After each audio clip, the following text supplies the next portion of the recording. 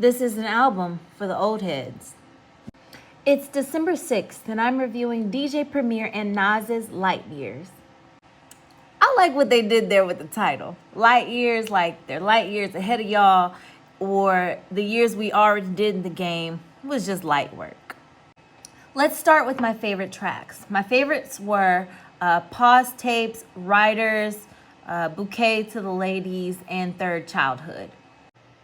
The track Pause Tapes was innovative in that Nas uses his lyricism to illustrate DJ Premier's coming and growing with hip hop and introduction into DJing. I love how rap can be used to tell a story. And that was the biggest thing about this album. It was a tribute to hip hop. Nas explores the pillars of hip hop: graffiti, female MCs, and the DJ. He explores and reintroduces where hip hop came from, which was the streets of New York.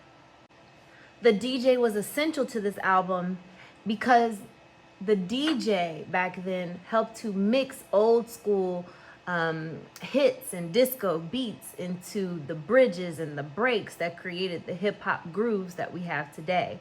And DJ Premier does a pretty good job at recreating that experience and adding some scratching along the way.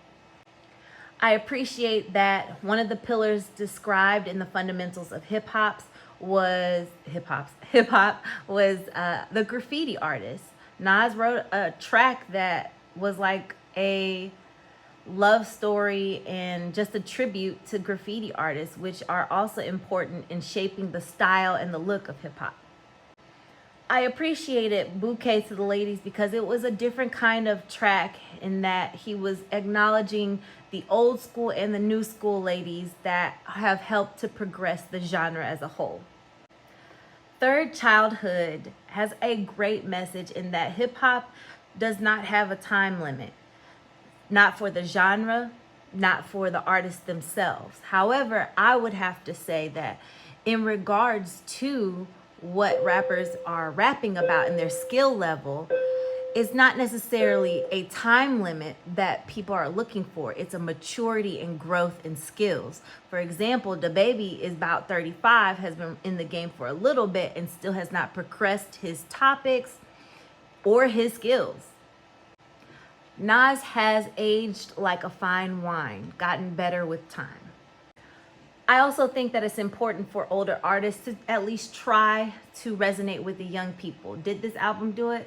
Maybe not.